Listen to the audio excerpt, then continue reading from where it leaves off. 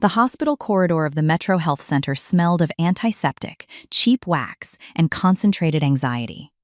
Fluorescent lights buzzed overhead, casting a harsh, artificial glare on the linoleum floor. I lay in the sterile, all-white hospital room, staring at the ceiling, trying to count the tiny acoustic dots to keep my mind from spiraling. In exactly 2 hours, my brain tumor surgery was scheduled to begin. This was a massive, high-risk operation that involved opening my skull. A procedure where the line between life and death was as thin as a single thread. The cold IV line was attached to my arm, dripping a slow, steady stream of fluids that made my bones ache. I had not slept a single wink the night before, consumed by a primal fear that I might never open my eyes again. The quiet beep of the EKG monitor was the only sound in the room, measuring the frantic racing of my heart. I closed my eyes and prayed for a simple touch, a warm hand to hold mine, or a gentle voice whispering that everything would be all right. I wanted my husband, Grayson, to be that shield for me. We had been married for 15 years. Though we were never blessed with children, I believed we had lived peaceful, loving days side by side. I believed we were a team. Then, the heavy sliding door opened with a sharp, metallic click. I opened my eyes, expecting to see Grayson in casual clothes, his face etched with the same worry that was clawing at my chest. Instead, I gasped silently at the man who walked in. Grayson stood beside my bed wearing a meticulously tailored, brand-name designer suit. His hair was perfectly styled with gel, looking as if he had just stepped out of an upscale salon, and he exuded a sweet, overpowering cologne that felt completely nauseating in the sterile hospital air. He looked ready for a gala dinner, not a vigil at his wife's deathbed. "Grayson? Why are you dressed like that?" I asked, my voice hoarse and barely above a whisper. "Did you not take time off work today?" Without a single hint of guilt or worry, Grayson sat firmly in the steel chair beside my bed. He crossed his legs, adjusting his trousers to preserve the crease. This?" Grayson let out a short, cynical laugh. "Of course, I am not going to work today. Today is a very special anniversary for me." "An anniversary?" I frowned, my sluggish mind trying to calculate the date. "Our wedding anniversary was last month, wasn't it?" "That is none of your business," Grayson cut in, his voice suddenly turning cold and sharp. He reached into his expensive leather bag, pulled out a thick document, and thrust it directly in front of my face. "The fact is, my best friend Sabrina's child is already a year old today. Today is his birthday. So, please sign these divorce papers right now." The air in the room instantly froze. The steady beep of the EKG monitor seemed to echo like a death knell. My mind went completely blank, refusing to process the words. "Sabrina?" I managed to choke out. Sabrina had been my best friend since high school. When I was diagnosed with a brain tumor 6 months ago, she was the very first person to cry for me. She had held my hand tightly in the doctor's office, sobbing, and whispered, "Don't worry, Eleanor. I will support Grayson in your place while you fight this." I saw now, with a horrific, blinding clarity, exactly what she had meant by those words. Ignoring my absolute speechlessness, Grayson leaned forward, his face twisting into a smirking, false smile. "You're about to have your head operated on, Eleanor. The doctor says the success rate is high, but let's be realistic. There is always a worst-case scenario. If you don't wake up from that operating table, it will be an absolute hassle for me and Sabrina to get married and settle your estate, so do us both a favor and sign it here, now." The sheer, monstrous cruelty of his words pierced through my chest. My heart monitor began to beep at a frantic, elevated pace. I just stared at the man I had loved, supported, and built a life with for 15 years. Before a great rage could even surface, my brain struggled to reconcile this stranger with my husband. I remained utterly silent, my body paralyzing under the weight of his betrayal. Mistaking my silence for total despair and defeat, Grayson became even more brazen, his words dripping with venom. "Besides, let's be honest, we have been married for 15 years, and you couldn't even give me a single child. On top of that, you go and get a brain tumor. As a wife, Eleanor, you are an absolute failure. Sabrina, on the other hand, is the best. She is young, fresh, and she has already given me a handsome, healthy son and heir. Thanks to Sabrina, my dignity as a man is preserved. As her friend, you should be happy for her. right? Failure, barren, burden. The words bounced off the sterile white walls, suffocating me. I took a slow, deep breath, forcing the boiling rage in my chest down, dousing it in a layer of absolute, sub-zero ice. I bit my trembling lip with all my might, refusing to let a single tear fall in front of this monster. If I died today, he would win. If I lost my composure, he would satisfy his sick, narcissistic ego. Is that so? I said after a long, heavy silence. My voice was survival cold, perfectly flat, and so calm that it even surprised me. Grayson let out a confused, irritated grunt at my lack of tears. Huh? All right. I will sign, I said. With all the strength left in my trembling right hand, I reached over, grabbed the pen from the bedside table, and signed my name clearly and firmly on the divorce papers. I did not hesitate. I did not beg. I simply signed my freedom away, knowing that this signature was not my defeat, but the activation key to his absolute destruction. Oh, perfect! Grayson gleefully snatched the papers from my hand, examining my signature with greed in his eyes. He stood up, smoothing his designer jacket. In that case, I am going home. I have to prepare a lavish birthday dinner for my son. By the way, I hope your surgery is successful. He turned and left the room with a light, skipping step, as if he were walking on air, without offering a single backward glance to the wife he was leaving to die. Staring at the tightly closed wooden door, a cold, serene smile slowly formed on my face. Not a single tear fell. Instead, a quiet, fierce fire began to burn in the very depths of my soul. Grayson, you have just made the most fatal mistake of your life. Whose money do you think allowed you to live in a luxury downtown penthouse? Whose money allowed you to send a generous monthly allowance to your bankrupt parents in Pennsylvania? Whose money bought the very designer suit you are wearing to celebrate your betrayal? You think I am a powerless, barren housewife. You have no idea who I really am. Miss Vance, it is time. We are heading to the operating room, a nurse said softly, entering the room with a gurney. The sound of the wheels began to echo in the corridor. I closed my eyes, letting them wheel me into the bright, cold lights of the operating theater. My revenge would begin the very second I survived this surgery. And I promised myself I would survive. Chapter 2. The Shadows of Betrayal and the Vicious Guest. My consciousness slowly emerged from the deep, dark sea of anesthesia, drifting back to the surface of reality like a piece of wood tossed by the tide. When I finally forced my heavy eyelids to open, the blurry shapes around me gradually resolved into a sterile white ceiling and a clear eyeline dripping steadily beside my bed. A dull, throbbing pain pulsed throughout my head, radiating from the surgical incision, but as I breathed in the cool, filtered air, a wave of profound relief washed over me. I was truly, miraculously still alive. Miss Vance, can you hear me? The calm, reassuring voice of my attending physician broke through the quiet hum of the recovery room. I responded by blinking slowly, my throat too dry to form words.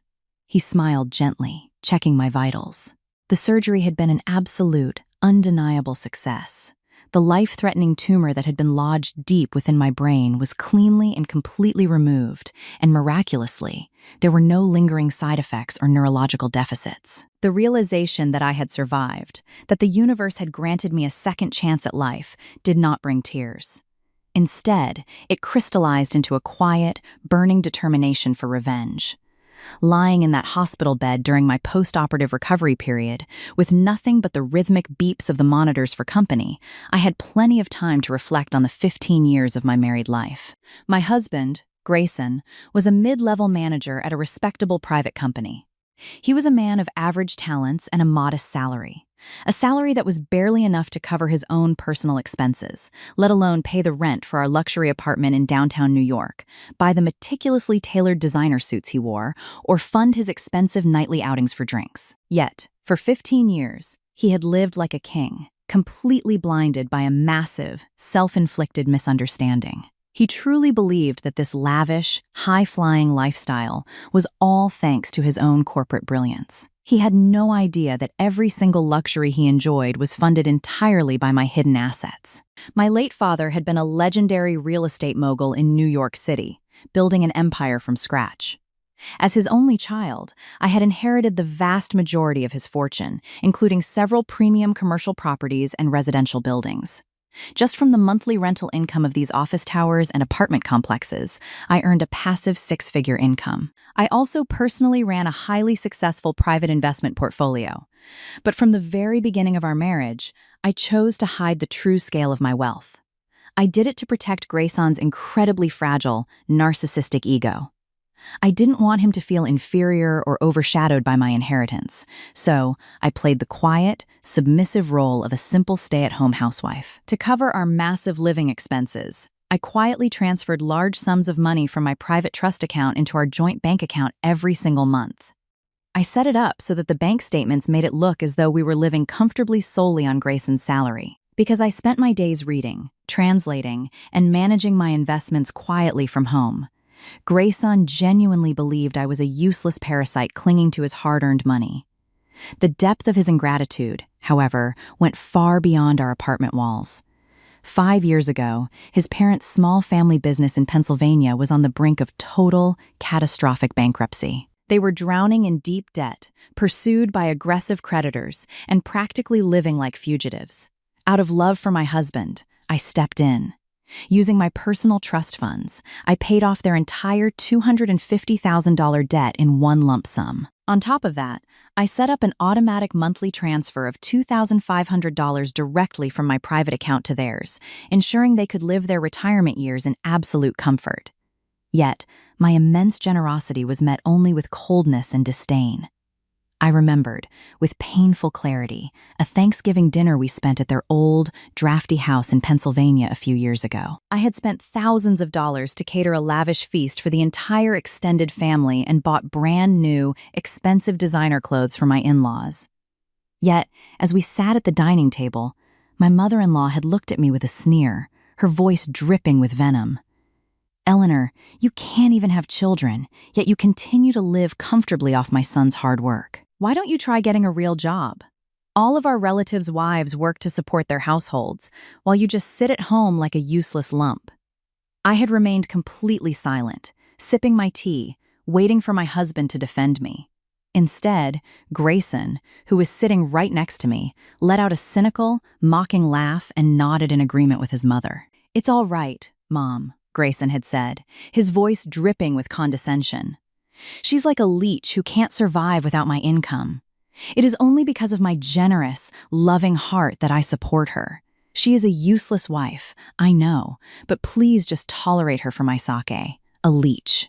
Useless." They sat there, wearing clothes I bought, eating food I paid for, in a house saved by my money, calling me a parasite. I had not replied.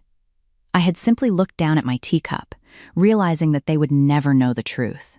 They would never know that their comfortable lives were entirely supported by the very woman they despised. And then there was Sabrina, my best friend since high school. She had always been a woman obsessed with luxury, status, and showing off to her social circle. When I married Grayson, I had seen a flash of bitter, twisted jealousy in her eyes beneath her fake smiles. But I had dismissed it, trusting her blindly. When I was diagnosed with a brain tumor, she had been the first to cry, squeezing my hand and promising to support Grayson in my place. Now, the mask was entirely off. She had used my illness, my vulnerability, and my fertility struggles to steal my husband and birth an illegitimate child who was already a year old. They had cast me aside on my deathbed, fully expecting me to die during surgery so they could claim my life insurance and live happily ever after on my fortune. How foolish they were. They had no idea that by throwing me away, they had just severed their only lifeline to survival. 1 week after the surgery, my recovery progressed so smoothly that I was moved from the intensive care unit to a quiet, private general ward. The moment I was strong enough to sit up and speak clearly, I picked up the phone by my bedside. It was time to initiate the counterattack. I dialed Marcus Vance, my family's trusted senior estate attorney, who had managed my father's assets for decades. When he answered, his voice was filled with deep concern, but it quickly turned into cold, professional steel as I calmly explained the situation. I told him about the divorce papers Grayson had forced me to sign before my surgery, his infidelity with Sabrina, and the financial abuse I had endured. On the other end of the line, Marcus let out a long, slow breath, his voice trembling with a mixture of anger and absolute resolve. "I understand completely, Miss Vance," Marcus said firmly. "It is a miracle you survived, and we will ensure these monsters pay for what they have done. I will immediately initiate the paperwork to terminate all monthly transfers to your in-laws' account. I will block Grayson's access to the joint account and freeze all secondary credit cards associated with your trust. We will also prepare a massive, ironclad lawsuit for damages due to infidelity. We are going to take them down completely."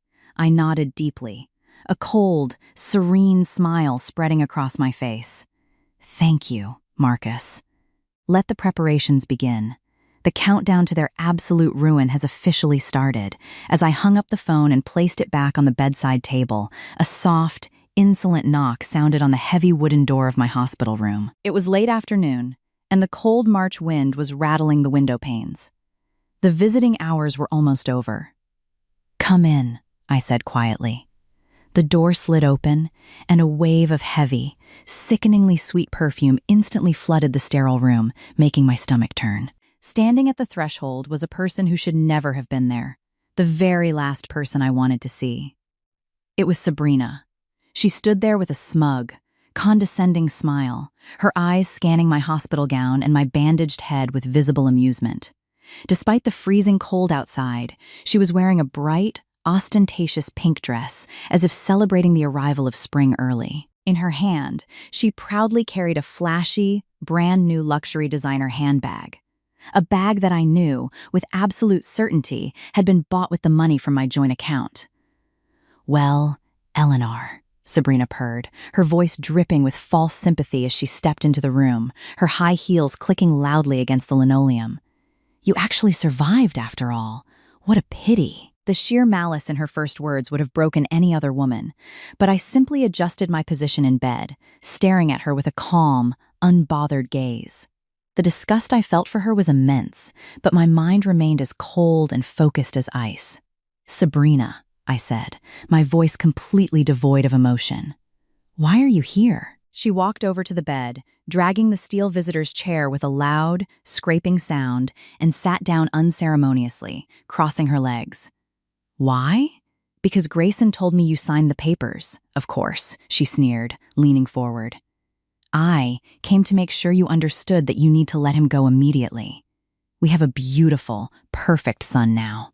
He's already a year old, and Grayson finally has the real family he always deserved." She pulled out her latest model smartphone and arrogantly thrust the screen in front of my face. The glowing screen displayed a photo of Grayson, Sabrina, and a little boy standing in the grand lobby of a 5-star New York hotel. On the table in front of them was an incredibly lavish, expensive meal. But what caught my eye was the sparkling luxury watch on Grayson's wrist. A watch worth tens of thousands of dollars that I had personally gifted him for his birthday. "Look at how happy he is, Eleanor," Sabrina mocked, her eyes flashing with triumph. "He is so incredibly relieved to finally be with a young, beautiful woman who could actually give him an heir, unlike a barren, useless woman like you. As a fellow woman, surely you can understand my happiness? The joy of raising a child with the man you love, barren." The word was designed to be a razor-sharp knife, twisted into my deepest, most painful wound. Sabrina had sat beside me during my grueling fertility treatments, holding my hand and pretending to cry with me through every failed attempt. Now, she was using that very pain as a weapon to humiliate me. I swallowed the anger rising in my throat, keeping my expression perfectly neutral. My silence only fueled her arrogance. She leaned back in the chair, tossing her hair with a loud, annoying laugh. "Honestly, Eleanor, look at yourself. You're 45, your head is shaved for surgery, and you have a brain tumor. You are completely finished as a woman. Grayson used to complain to me constantly about how boring you were in bed, how you had absolutely no appeal, and how you were just a pathetic burden. With that ugly, pathetic scar on your head, how can you even dare to show your face to him? Have you no self-respect left?" I took a slow, deliberate breath.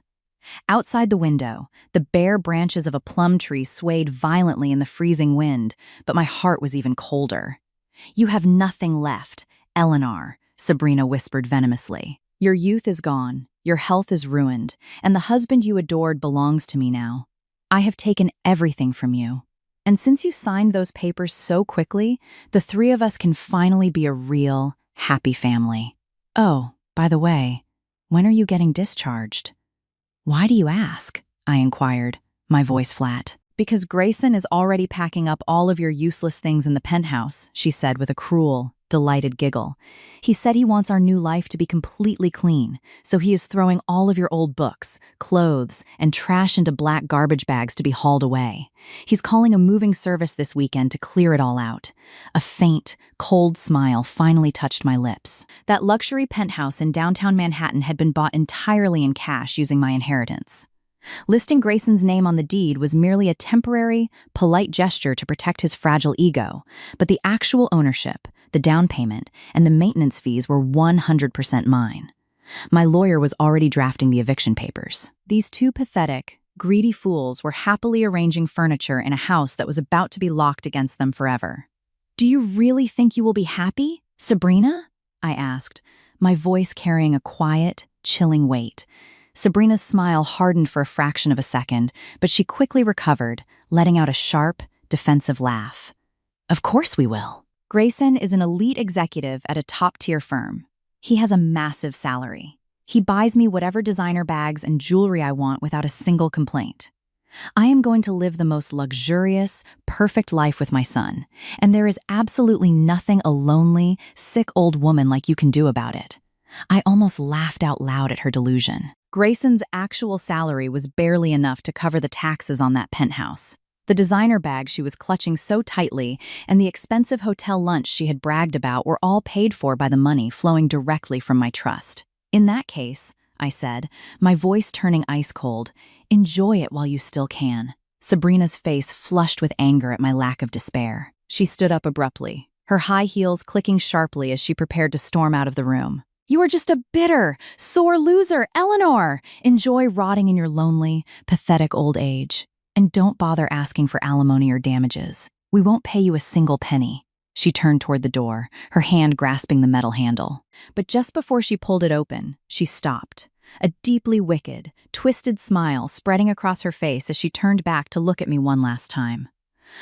"Oh, I almost forgot to tell you the sweetest part," Sabrina whispered, her eyes shining with malice. "This weekend, Grayson is planning to take me and our son to visit your parents' grave. He said he wants to formally present us to them, to let your dead parents know that their useless daughter has been replaced by a real, beautiful family. Isn't he such a thoughtful, devoted husband?" At that exact moment, something crucial inside me snapped with a sharp, echoing crack. They could steal my money. They could take my worthless husband. They could humiliate me on my deathbed. But I would never, under any circumstances, allow their filthy, betraying feet to step onto the sacred, quiet resting place of my beloved parents. This was a line they could never cross and survive. "Get out," I said, my voice barely a whisper, but it carried an overwhelming, suffocating pressure that made Sabrina's breath catch. She let out a nervous, shaky laugh, quickly opened the door, and hurried down the corridor, the sound of her clicking heels fading into the distance. The moment she was gone, I grabbed my phone, my fingers steady but filled with an iron resolve. There was no more time to wait. I searched my contacts and dialed a number I had not called in years. The direct line of the Reverend who oversaw the historic family church and the private cemetery where my parents lay. He had been a lifelong friend of my father. When the Reverend answered, his gentle, warm voice instantly brought a sense of comfort to my cold heart. I briefly and precisely explained the situation. That my soon-to-be ex-husband was planning to bring his mistress and illegitimate child to desecrate my parents' grave this coming weekend, and that I wanted them barred from the property.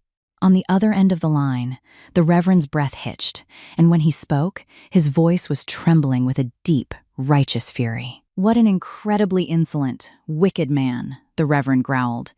"He knew how much your father adored you, Eleanor. How dare he attempt such a despicable, sacrilegious act on holy ground? Do not worry, my child. I will personally ensure the heavy iron gates of the cemetery are locked tight this weekend. No one except authorized visitors will be allowed inside. And if that man or his mistress attempts to force their way in, I will have the New York Police Department arrest them for trespassing immediately. You must focus entirely on your recovery. Your parents' resting place is safe with me." "Thank you, Reverend," I whispered, closing my eyes as a deep, profound sense of peace returned to my soul. The first boundary of my defense was set. The trap was laid, and Grayson and Sabrina were walking blindly toward their own execution. Chapter 3. The Illusions of Grandeur. The scent of rich, polished leather and premium floor wax filled the high-end showroom of Manhattan Luxury Motors, a place where only the city's wealthiest elite came to purchase their vehicles. Grayson stood in the center of the showroom, his chest puffed out under his meticulously tailored designer suit, his arm wrapped tightly around Sabrina's waist. Sabrina, dressed in a flamboyant, expensive outfit and carrying a brand-new designer handbag that had cost several $1,000s, was cooing over a top-of-the-line, pearl-white luxury family SUV. On her lap, the one-year-old child gurgled, completely oblivious to the sheer vanity radiating from the adults holding him. "You deserve only the absolute best, my love," Grayson declared, his voice intentionally loud enough to carry across the marble floor to the nearby sales representatives. "My sleek sports car is perfect for my solo commutes to the corporate office, but now that we are a real family, we need a vehicle that matches our elevated status. I will pay for this top-tier model in full cash today. No financing, no installments. Just a clean, one-time payment to show this dealership how a true executive handles his business." Sabrina squealed with delight, pressing her cheek against his shoulder. "Oh, Grayson, you are so incredibly generous.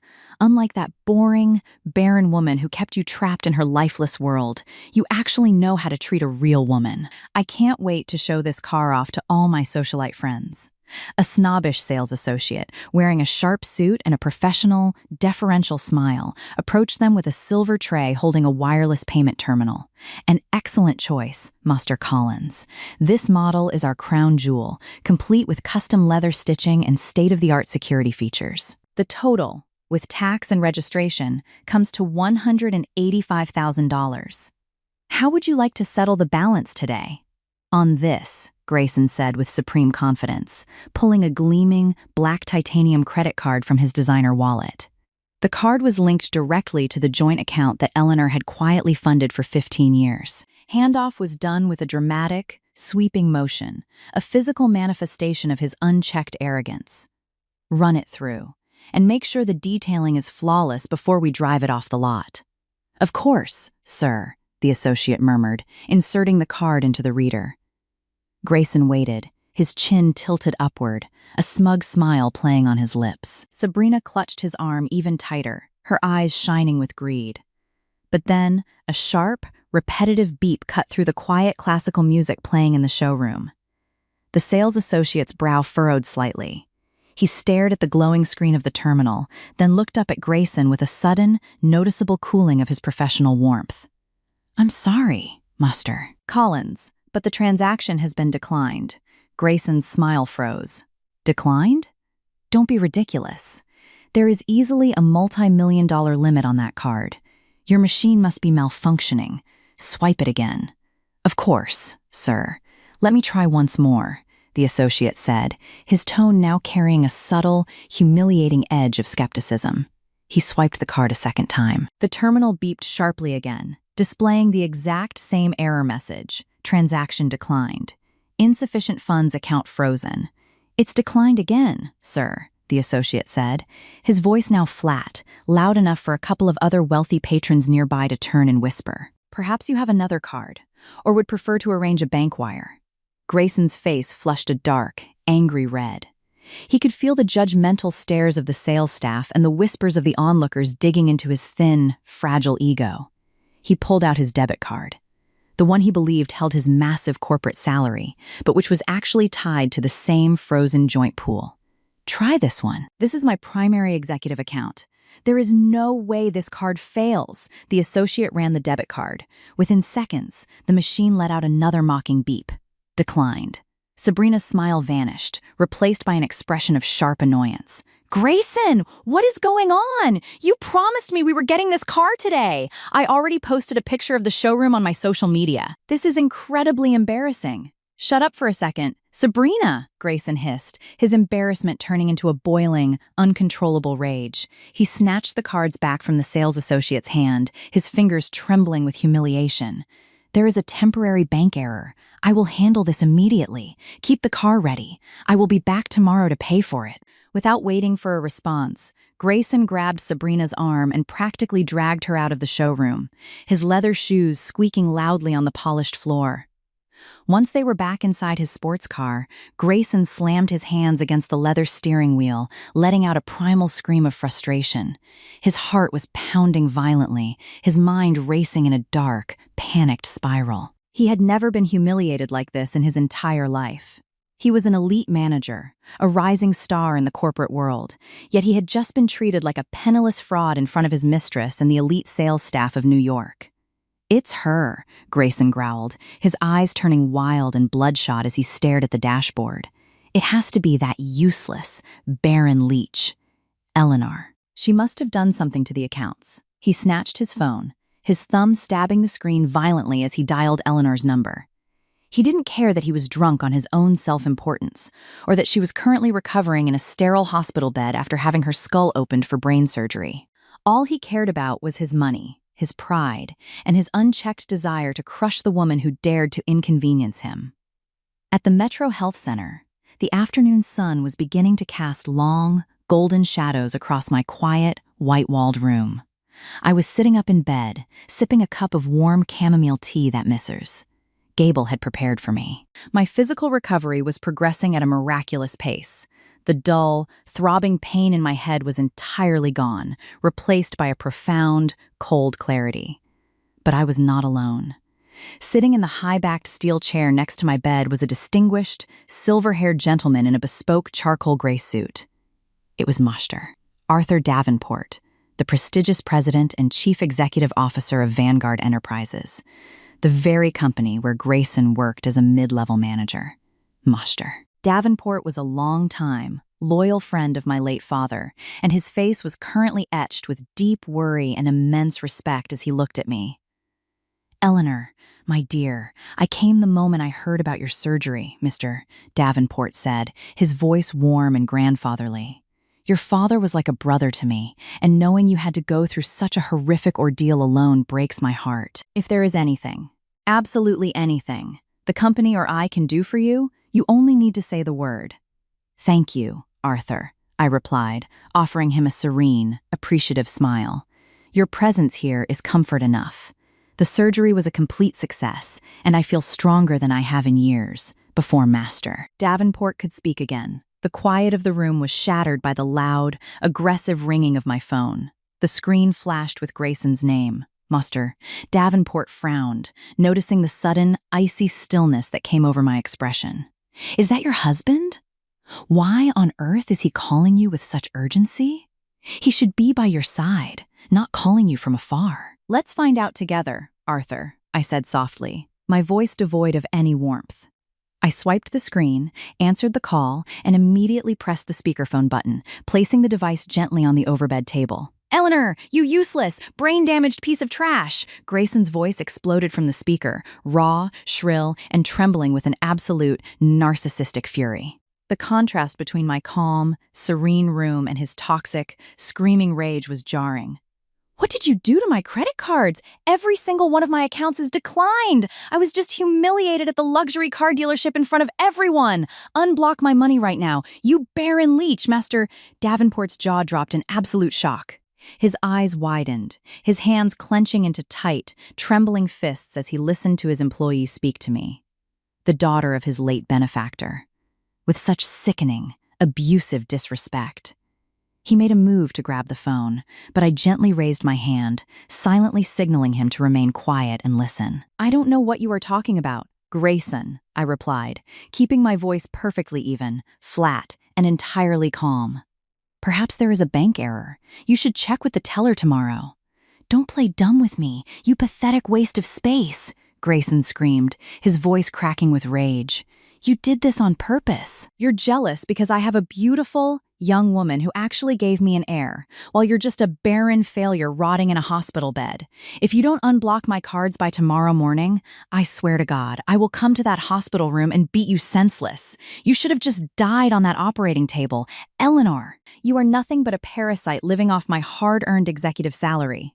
I'm going to take Sabrina out for a fancy sushi dinner tonight, and you can choke on your smelly hospital food for the rest of your pathetic life. The line went dead with a sharp, aggressive click. The silence that returned to the hospital room was heavy and suffocating. Muster. Davenport was shaking, his face turning a dark, angry crimson, his breathing ragged with sheer indignation. He stood up from his chair, towering over the bedside, his voice trembling with a powerful, commanding wrath. This is monstrous, Muster Davenport roared, his polished corporate demeanor completely shattering. That insignificant, ungrateful worm! How dare he speak to you in such a vile, abusive manner? He is a mid-level employee in my company, yet he acts like a god, and to call you a parasite? To claim he supports you? Master Davenport turned to me, his eyes blazing. Eleanor, does he have any idea who you actually are? Does he have any concept of where his lifestyle comes from? No, Arthur, I said quietly, taking a slow sip of my tea. For 15 years, I hid my wealth to protect his fragile male ego. I let him believe his modest salary funded our penthouse and his expensive designer suits. I even quietly paid off his parents' $250,000 bankruptcy debt and sent them a monthly allowance of $2,500, making them believe it was all Grayson's generosity. My God, Mars, Davenport whispered, sinking back into his chair, utterly stunned by the depth of my patience and the sheer scale of Grayson's delusion. He has been living a complete lie. He has built a castle on a foundation of your kindness, and now he is trying to use that very castle to crush you. Indeed, I said, a cold, quiet smile forming on my lips. But his castle is about to crumble into dust. Arthur, there is something else you need to know. Grayson has been parading his mistress, Sabrina, and her child around your office lobby during work hours. He has been telling your board of directors and your employees that he is the future CEO of Vanguard Enterprises, and that his wife is a useless, barren freeloader who is about to be discarded. Mr. Davenport's hand slammed down on the armrest of his chair. He did what? In my office? He brought his mistress into the workplace and claimed my position? This is an absolute outrage! I will fire him the second he steps foot in the building tomorrow morning. I will have security throw him and his belongings onto the street like the trash he is. No, Arthur, I said, my voice turning as cold as a winter frost. I looked directly into his eyes, my gaze steady and unyielding. Just firing him is far too light a punishment. A man like Grayson, consumed by narcissistic pride and greed, needs to feel the absolute highest peak of his false triumph before he is dropped into the deepest abyss of despair. I want him to believe he has won. I want him to stand before his colleagues, his mistress, and his parents, fully believing he is the king of the world, before we pull the rug from under his feet. Mister. Davenport stared at me, a slow, understanding smile replacing his anger. What do you propose, Eleanor? Tomorrow morning, I will secure a temporary discharge from the hospital for a few hours, I said, my voice dripping with a calculated, icy determination. I will dress in my finest attire, and I will come to your headquarters. I want you to call a general assembly of all employees in the main lobby. Let Grayson believe he is being promoted or recognized. And then, in front of everyone he has lied to, in front of the parents who cursed me, and the mistress who insulted my shaved head, we will strip his illusions away down to the very bone. Mister. Davenport nodded deeply, his eyes shining with a profound, vengeful satisfaction. It will be done exactly as you wish, Eleanor. I will personally arrange everything. Tomorrow, we will show that ungrateful worm the true meaning of power. Your father's legacy will not be trampled by a cowardly thief, as Muster. Davenport stood up to leave, promising to coordinate with my estate lawyer, Marcus. I leaned back against my pillows and looked out the window. The cold March wind was howling against the glass, but inside my heart, there was only a serene, burning fire. The stage was set. Grayson believed he was going to the bank tomorrow to clear up a minor card error and secure a massive loan using my penthouse as collateral. He believed he was going to start a brilliant new life with his young mistress and his false heir. He had no idea that the gates of his own personal hell were swinging wide open, and that I was the one holding the key. The next morning, the sky over New York was a brilliant, piercing blue, the crisp early March air carrying a sharp, invigorating chill. I stood in front of the mirror in my private hospital bathroom, carefully adjusting the collar of my tailored, solid black power suit. My hair, which had been shaved for the brain surgery, was covered by a beautiful, elegant silk headscarf tied with a quiet, regal grace. My face was pale, but my eyes held a sharp, unmistakable fire. The look of a woman who had survived the brink of death and was now walking into battle. My estate lawyer, Marcus Vance, stood near the door, a heavy leather briefcase in his hand and a stack of certified legal documents tucked under his arm. "Are you ready, Miss Eleanor?" Marcus asked, his voice low and serious. "The bank has confirmed that all of Grayson's credit lines have been frozen as of 9 a.m. today. The monthly allowance to his parents has been permanently terminated. And most importantly, we have the official, certified DNA paternity test results from the lab. The trap is fully loaded. I am more than ready. Marcus," I replied, my voice steady and cold. "Let's go. It's time to show Grayson the true cost of his betrayal." We left the hospital, stepping into a waiting black luxury sedan. As the car slid smoothly into the Manhattan traffic, heading toward the towering glass skyscraper that served as the headquarters of Vanguard Enterprises, I looked out at the bustling city. The game was about to reach its final, devastating climax. Grayson believed he was the master of his own destiny, but he was about to realize that he was nothing more than a pathetic puppet, and his strings had just been cut. Chapter 4. The Great Fall in the Marble Lobby. The next morning, the Manhattan sky was a brilliant, crystal-clear blue. The sharp, biting cold of early March hung in the air, but the bright sunlight piercing through the glass panels of the Vance Holdings skyscraper promised the slow arrival of spring. I sat quietly in the back of a sleek, black executive sedan, looking out at the bustling morning rush hour.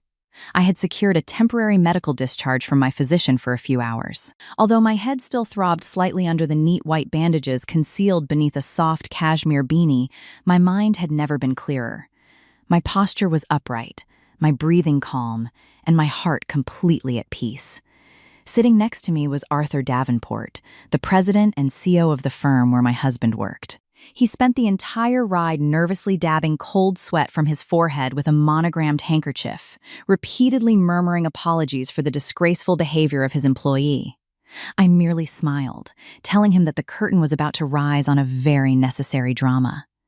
Meanwhile, inside the grand, marble-floored lobby of the skyscraper, Grayson was putting on a pathetic, arrogant spectacle.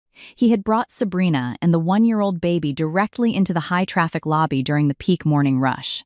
Standing near the central reception desk, surrounded by dozens of employees arriving for work, Grayson was speaking in an excessively loud, boastful voice, deliberately stopping his colleagues to show off his new family. "Look at this, everyone," Grayson laughed, gesturing grandly to Sabrina, who was dressed in an ostentatious luxury brand outfit. "Sabrina is young, beautiful, and she has given me a brilliant son and heir who inherited my superior genes. She is a far cry from my useless, barren ex-wife who is currently rotting in a hospital bed with a shorn head and a brain tumor. That woman was nothing but a pathetic leech living comfortably off my hard-earned money. Today, I am officially filing the divorce papers, and as the man who will soon lead this company, I am starting a magnificent new life." Sabrina leaned against him, tossing her glossy hair and looking at the whispering employees with absolute disdain. "Eleanor was a complete burden," she chimed in, her voice shrill and grating. "She had no appeal as a woman, no charm, and absolutely no worth. If I were her, I would be too ashamed to even remain alive. From now on, Gray and I will be leading you all, so you had better get used to showing us the proper respect." The employees stared in a mixture of shock and profound disgust. No one stepped forward to congratulate them. Instead, a heavy, judgmental silence began to fill the lobby.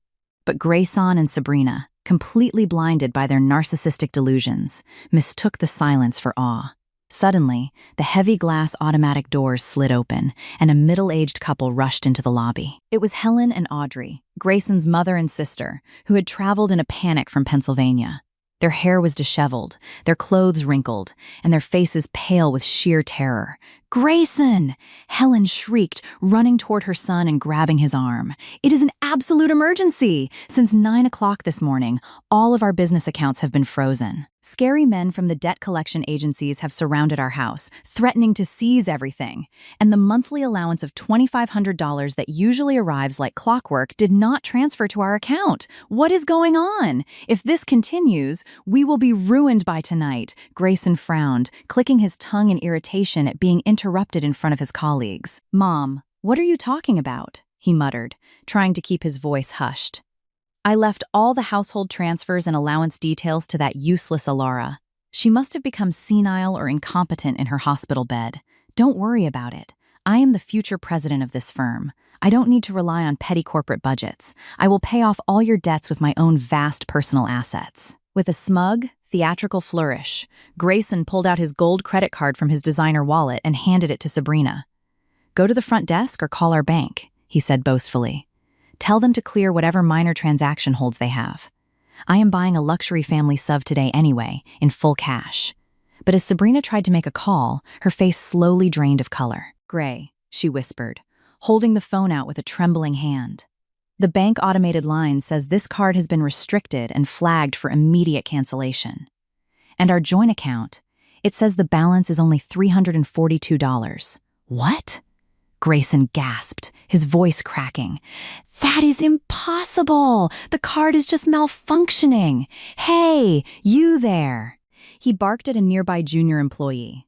"Get me some cash from the executive petty cash drawer. I am practically the owner of this building. You must follow my orders." Before the stunned employee could even respond, the heavy chrome doors of the private executive elevator at the back of the lobby opened with a soft, authoritative chime. Out walked President Davenport, his face tight with fury, and walking gracefully just behind him was me.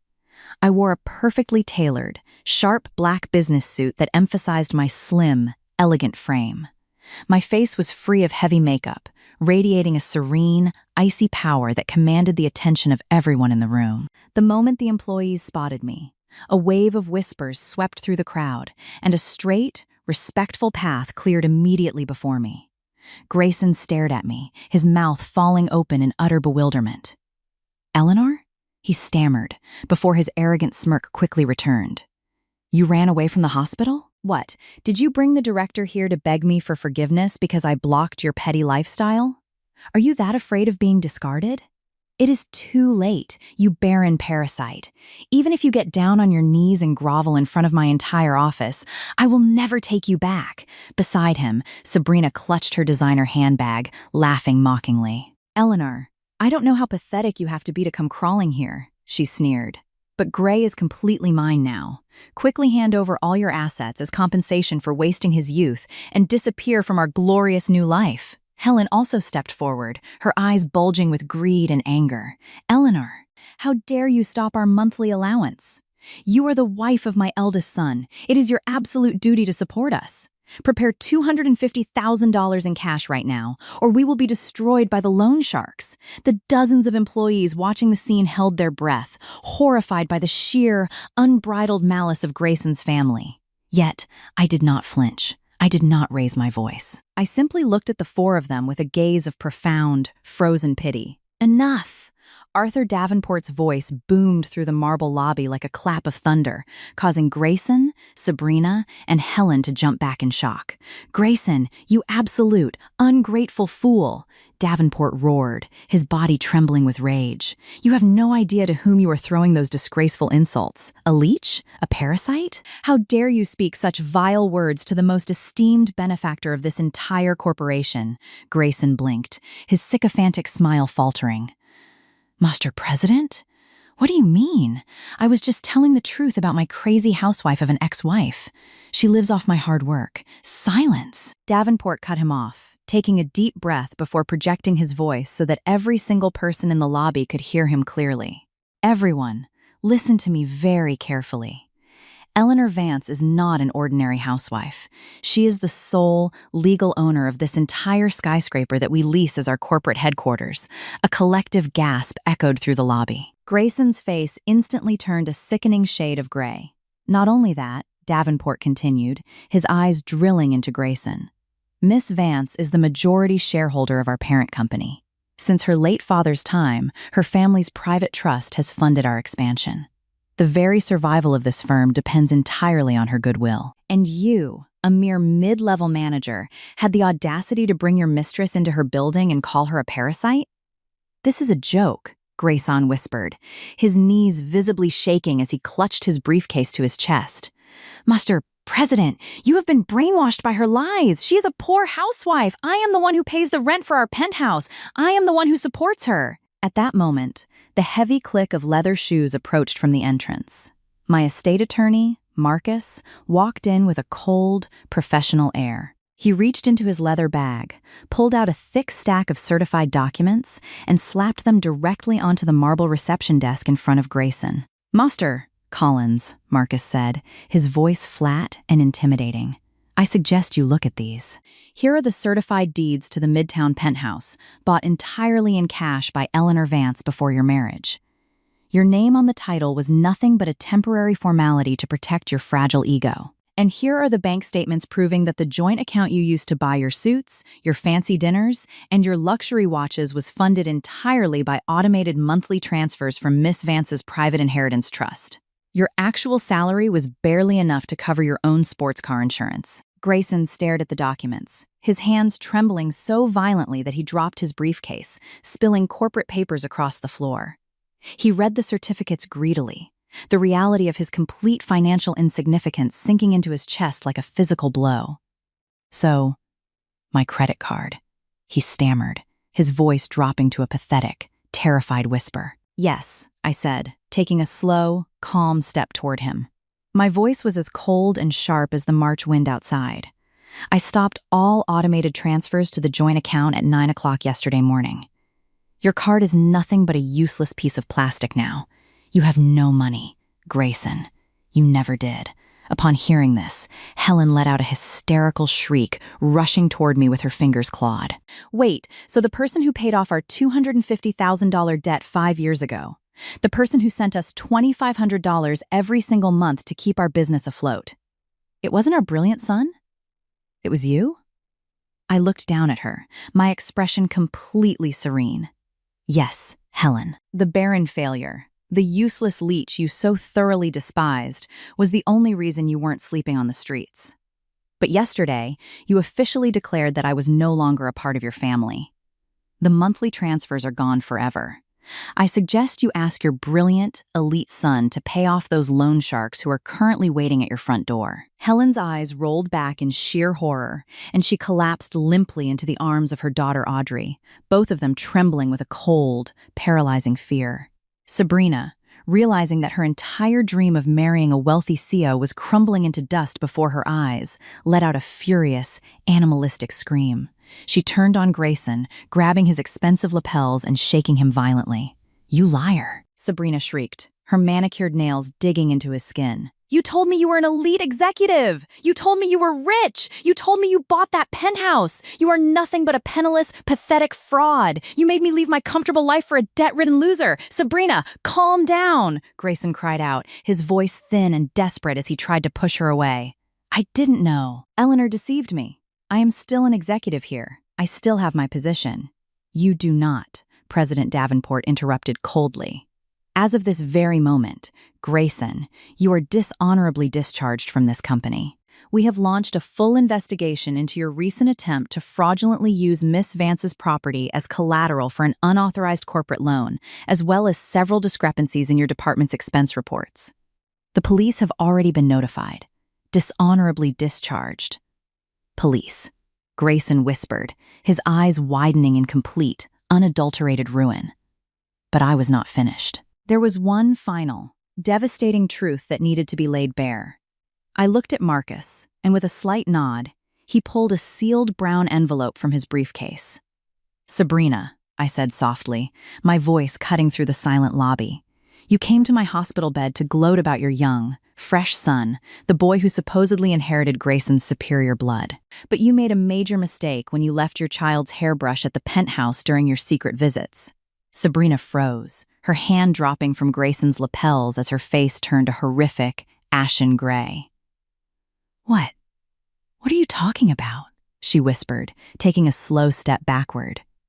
Marcus tore open the seal and pulled out the certified DNA paternity report. Our private investigative agency conducted a rapid DNA comparison between the child's hair follicles and the genetic data Grayson submitted during his corporate health checkup last year.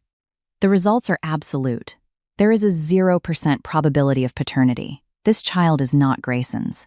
The lobby erupted into a flurry of shocked whispers. Grayson looked as if his entire soul had been ripped from his chest. He stared at Sabrina, then at the baby sleeping peacefully on the lobby sofa.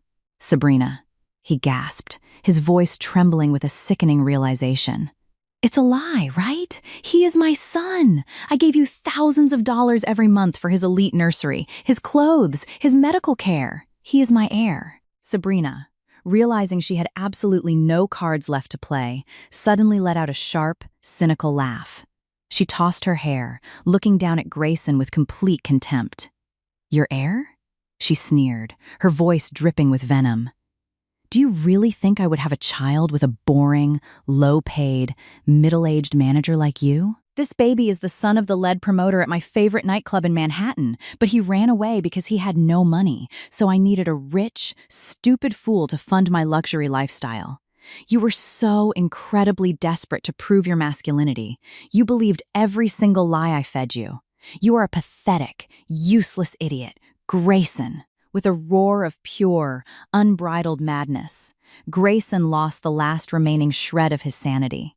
He lunged forward, his hands clawing at Sabrina's neck as she screamed and tried to shield herself.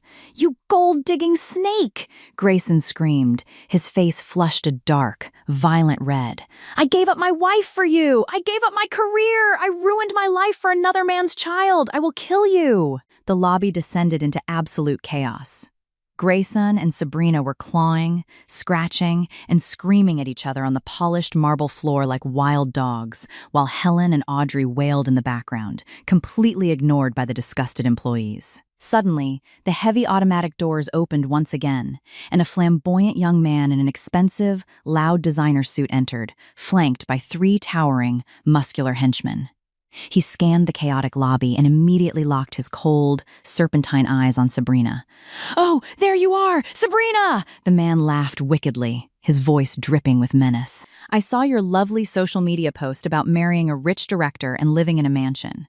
You forgot to mention that you still owe my club over $100,000 in unpaid VIP bills and loans. I came to collect my money, and I see your rich husband is currently rolling on the floor. Sabrina's screams of rage instantly turned into whimpers of absolute, paralyzed terror. Victor, she whispered, collapsing onto the floor. At that exact moment, the loud, deafening wail of police sirens began to echo from the street outside.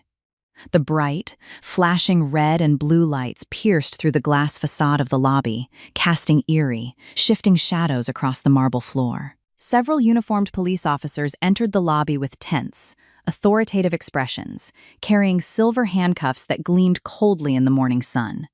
The absolute destruction of Grayson Collins had finally reached its inevitable, merciless climax. Chapter 5, Absolute Ruin and the Path of Freedom.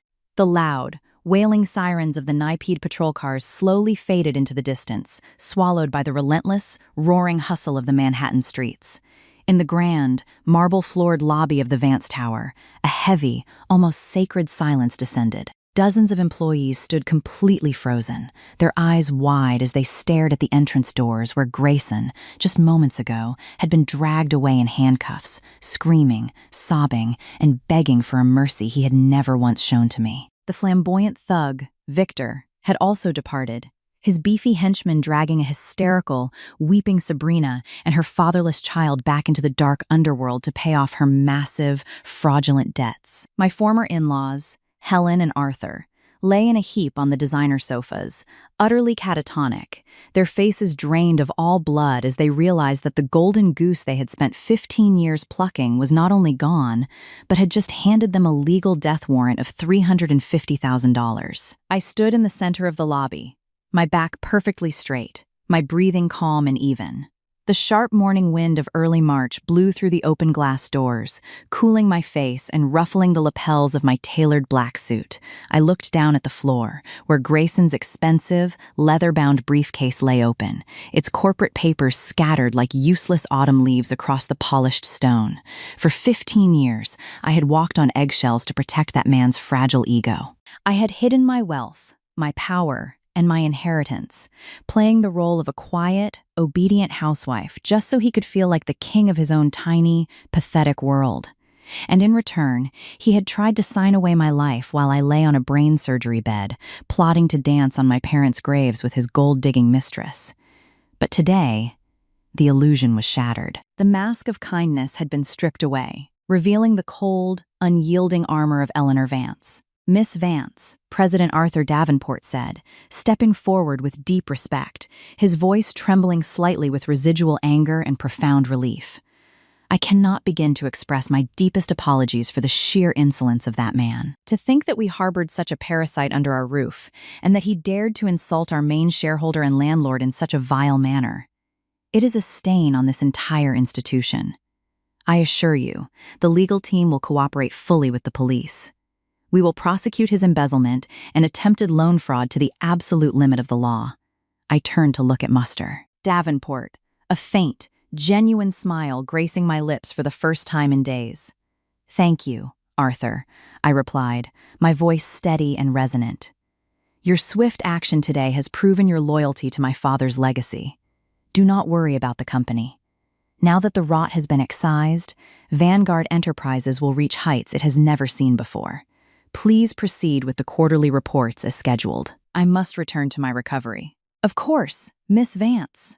Please take all the time you need. Your health is our utmost priority," Arthur said, bowing deeply. Accompanied by my loyal estate attorney, Marcus Vance, I walked out of the skyscraper. The cold, crisp air of early March rushed to greet me, washing away the stagnant, sterile smell of the hospital and the toxic betrayal of my past life. I got into the back seat of my black sedan, leaning my head against the plush leather headrest. As the car pulled away from the curb, merging smoothly into the New York traffic, I closed my eyes and let out a long, quiet sigh. The heavy, suffocating pressure that had hung over my chest for years was completely gone. I was alive. My mind was sharp, my body was healing, and I was finally, truly free. Several months flew by, and the biting, bone-chilling winds of winter slowly melted into the vibrant, sun-drenched warmth of late May. New York City came alive with colorful blossoms, the cherry trees in Central Park draping the pathways in soft, delicate shades of pink and white. My recovery had been nothing short of miraculous. The skilled hands of my neurosurgeon and my own serene, stress-free environment had allowed my surgical wound to heal perfectly, leaving only a faint, silver scar hidden beneath my newly growing hair. There were no side effects, no lingering headaches, and no dizziness. In fact, my mind felt clearer and more energetic than it had in my entire adult life. I stood on the expansive terrace of my multi-million-dollar Manhattan penthouse, holding a warm porcelain cup of premium Earl Grey tea. The gentle morning breeze caressed my face, carrying the sweet scent of blooming jasmines from my terrace garden. Below me, the city stretched out like a vast, glittering playground, and for the first time, I felt like I was the one holding the keys. My past life with Grayson felt like a distant, bad dream. A dark chapter in a book I had finally closed forever. Through Marcus's regular updates, I learned of the absolute, poetic ruin that had befallen those who had tried to destroy me. Grayson's trial had been swift and merciless, facing ironclad evidence of corporate embezzlement, attempted loan fraud, and grand larceny. His high-priced public defender could do nothing to save him. Grayson was sentenced to 12 years in a federal penitentiary. The designer suits he once wore with such arrogant pride had been replaced by a stiff, cheap, scratchy gray prison uniform. His meticulously styled hair had been shaved to the scalp. The man who had mocked the hospital food as smelly trash was now forced to eat bland, institutional starch on a plastic tray in a cold, damp cafeteria. According to the prison guards, Grayson spent his nights weeping in his cell, his desperate, pathetic cries echoing against the concrete walls. He would scream my name, begging the guards to let him call me, hallucinating that my wealth could still buy him out of his sins. "Eleanor, I am sorry. I was confused. Sabrina seduced me. We still love each other. Eleanor, please hire a lawyer for me." He would wail into the empty darkness.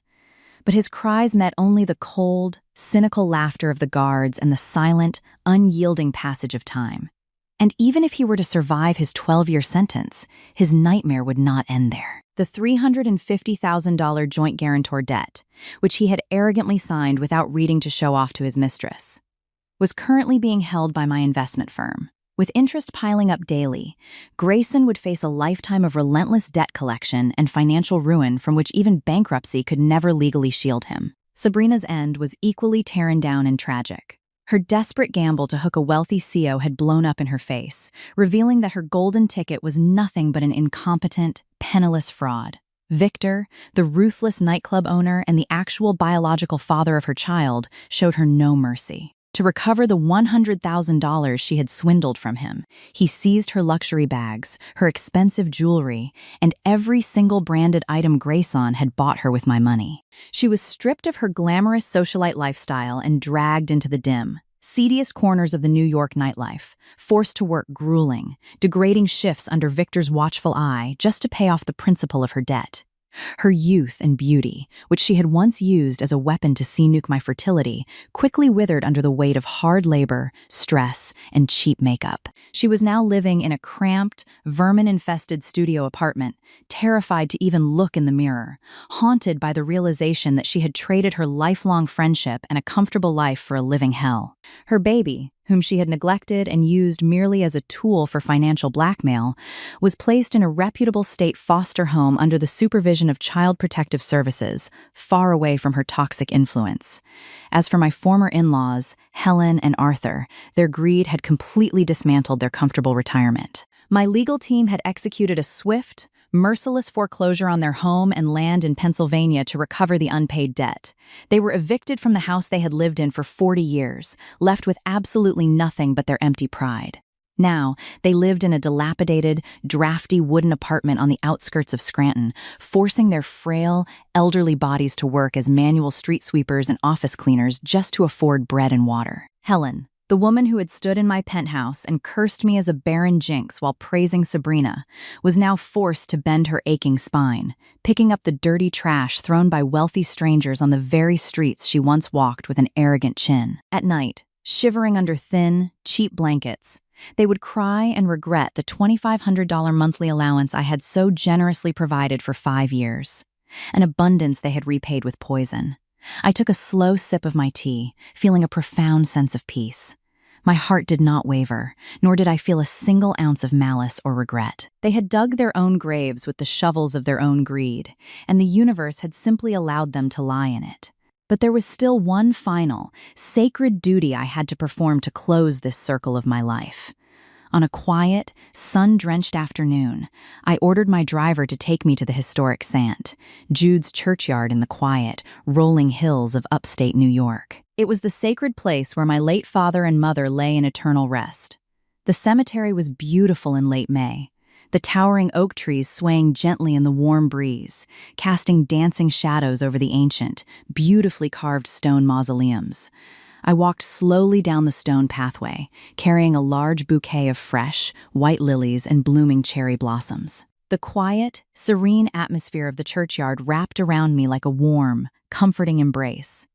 I reached the Vance family mausoleum, the elegant granite structure shining under the golden afternoon sun. I placed the fresh flowers gently at the base of the tomb and lit a small, scented candle, watching the thin, white smoke rise gracefully into the clear, blue sky. "Father, Mother," I whispered, my voice soft but filled with an unshakable strength. "I am here. It is Eleanor." I closed my eyes, folding my hands in prayer as I stood before the resting place of the two people who had loved me unconditionally. "I have settled everything," I said, the words flowing directly from the depths of my soul. The people who tried to defile your name, the ones who wanted to trample on your hard-earned legacy and desecrate this holy ground, have been completely removed from my life. They have faced the full weight of their own corruption. I am healthy, I am whole, and the fortune you left me is safe. I will use it to bring light into this world, just as you always taught me. I recalled with a pang of old sadness how I had stood here 15 years ago, holding Grayson's hand, presenting him to my parents as my husband. I had been so blind, unable to see the ravenous wolf hiding beneath his gentle, boyish smile. I felt a brief moment of regret for my past naivety, but I quickly brushed it away. That trial had not broken me. It had tempered me, turning a gentle housewife into a powerful, independent woman. "Eleanor," a warm, familiar voice called out from behind me. I turned around to see the Reverend Thomas, the head of the church and a lifelong friend of my late father, walking toward me with a gentle, compassionate smile on his weathered face. He wore his simple, flowing robes, and his eyes crinkled with warmth. "Reverend Thomas," I said, bowing my head with deep respect. "It is wonderful to see you." The Reverend stepped forward, looking at my healthy, radiant face and the faint scar on my temple. He smiled warmly, patting my shoulder. "I am so glad to see you standing on your own 2 feet, Eleanor. Your father and mother must be looking down from the heavens, bursting with pride. You have shown the strength of a true Vance. Thank you, Reverend. And thank you for protecting this place," I said sincerely. "If you hadn't closed the gates that weekend..." The Reverend's face turned serious for a brief second. "Those people, they had no shame, Eleanor. Grayson and that loud, flashy woman actually came to the front gate of this church. They banged on the iron bars, shouting that they were your family, demanding to be let in so they could take photos. They had no respect for the dead, only a desire to show off. But I remembered my promise to your father. I ordered the sexton to lock the gates and told them that if they did not leave immediately, the sheriff would arrest them for trespassing. Grayson actually kicked the historic iron gate and spat on the ground before they drove away, shouting curses. I let out a soft, pitying sigh. Even at the very edge of his destruction, Grayson could not see his own foolishness. He had rejected the protection of the divine, choosing instead to march proudly into the gates of his own hell. "It is as the scriptures say, Eleanor," the Reverend Thomas said softly, his voice full of ancient wisdom. "Pride goes before destruction, and a haughty spirit before a fall. Those who prey on the kindness of others and sow seeds of malice will eventually reap the whirlwind of their own undoing. Do not waste another second of your life thinking about them. They are gone, and before you lies a beautiful, unblemished horizon. Yes, Reverend. Thank you," I replied, my heart melting with a deep, cleansing warmth. I turned back to the tomb, bowing my head one last time. What my parents had left me was not just vast estates, skyscrapers, and trust funds. They had left me with the honor, the dignity, and the unyielding resilience to survive any storm and emerge unbroken. That was my true, priceless inheritance. I walked back down the stone steps of Sant, Jude's with a light, buoyant step. The wind that caressed my cheek was warm, carrying the sweet, refreshing breath of summer. Below the hill, my black sedan was waiting, my driver standing politely by the door. I looked up at the endless, deep blue sky. There was no more doubt, no more fear, and no more sadness in my heart.